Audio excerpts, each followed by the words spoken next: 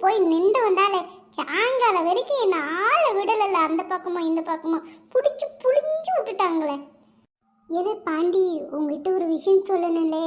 இவ அத்தை பொண்ணு ஐஷு ஊர்ல இருந்து வந்திருக்கிறாளே. சாருக்கு ஒரே குஷி. என்னன்னு கேளு கேளு பாப்போம்.